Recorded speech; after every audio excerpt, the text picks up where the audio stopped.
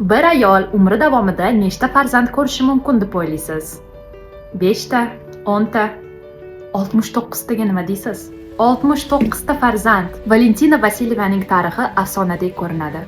Ammo arxiv hujjatlari shuni tasdiqlaydiki, bu ayol imkonsiz narsani uddaladi.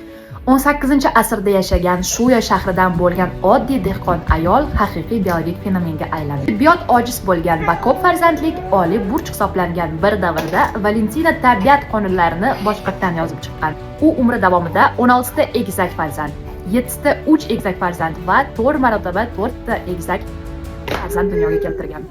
Bunga ishonish qiyin, lekin 69 ta tug'ilgan farzand ichidan 67 tasi voyaga yetguncha yashagan.